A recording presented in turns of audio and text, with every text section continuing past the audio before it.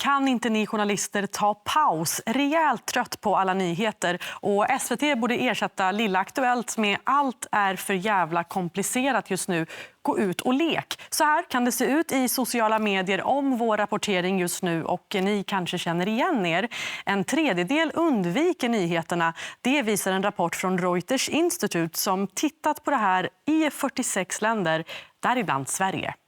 Vi ska diskutera det här med dig, Karin Ekman. Du är publiceringschef på SVT Nyheter, och dig, Tobias Wahlqvist. Du är författare till boken Skippa nyheterna. Varför har du skippat nyheterna? Ja, det började med att jag blev utmattad 2015 och då blev jag stresskänslig och hade inte så mycket ork, så då blev det som en konsekvens att jag skippade nyheterna helt och hållet. Sen efter en tid när jag mådde bättre så skulle jag mycket väl kunna ha börjat konsumera nyheter igen, men då kom jag till insikten att jag tyckte inte att jag hade missat något särskilt viktigt under den här tiden. Och det där tyckte jag var väldigt överraskande, för att jag har läst nyheter väldigt mycket och jag har ansett att det har varit viktigt.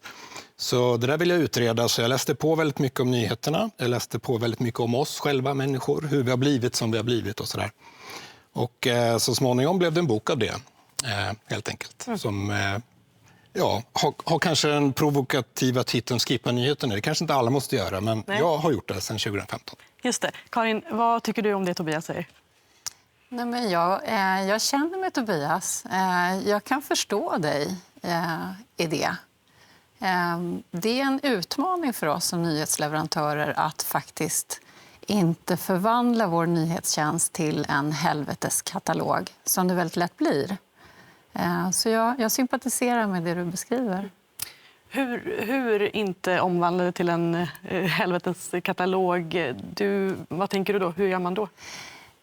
Ja, alltså man behöver göra många saker. Men jag skulle nästan vilja börja i det konkreta utrymmet. Därför att majoriteten av nyhetsanvändarna idag, och i synnerhet våra nyhetsanvändare, de använder sin telefon när de vill ta del av vad som har hänt. Och telefonen är i praktiken 1 decimeter lång och du scrollar 2 gånger. Och på den korta tiden så behöver vi som nyhetsförmedlare fånga ditt intresse och rapportera det du behöver veta. Och jag personligen tycker ju att det är viktigt att vi rapporterar de stora nyhetshändelserna, vad som har hänt i världen. Och det är ofta hemska saker. Men sen har vi ju ett uppdrag att också beskriva det som ibland är hoppfullt. Vi behöver beskriva lösningsorienterade perspektiv på de stora nyhetshändelserna. Och då behöver vi presentera nyheterna så att de syns och att du fångas som användare. Och det är en utmaning. Jag förstår att det är en utmaning. Det är en jättestor utmaning. Min uppfattning är ju att nyheterna tar upp det som händer nu, det som är överraskande och det som går att göra begripligt, gärna på 2 scroll då.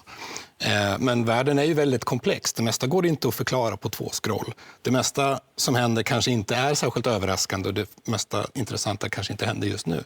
Så då finns det alltså en oerhörd mängd saker som händer men som inte passar in i nyhetslogiken riktigt. Och det där missar vi om vi bygger vår verklighetsuppfattning på vad vi ser i nyheterna. Så det där missar vi.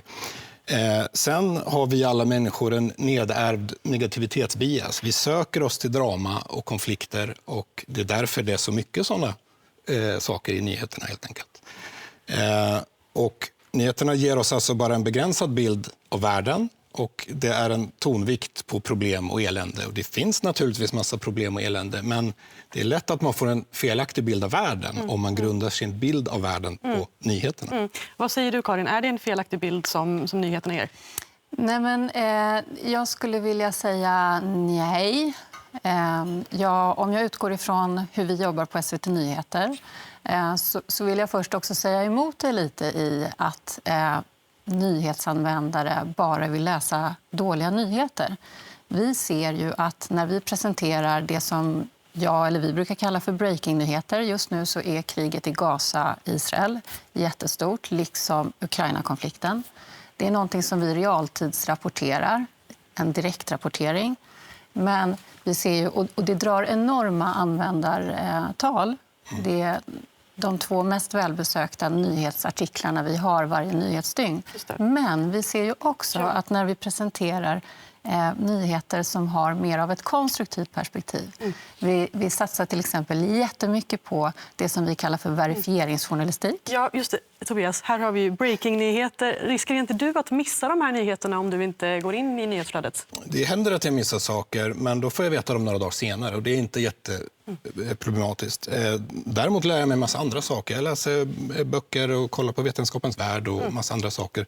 Så jag lär mig om världen hela tiden. Och jag tror faktiskt att jag har bättre koll på världen än de flesta som nyhetsknarkar. Just det, du har en bättre koll. Okej, sista frågan här nu. Vi vet att människor är trötta på nyheter och så. Men vad tror ni? Om ett år, tror ni att rapporteringen kommer se annorlunda ut? Ja eller nej? Får ni svara. Tyvärr, det tar längre tid än så. Nej och ja. Och så gör jag lite så. Ja, lite blandat Ja, där. lite blandat. Okej, tack så jättemycket Karin Ekman och Tobias Wahlqvist. Tack.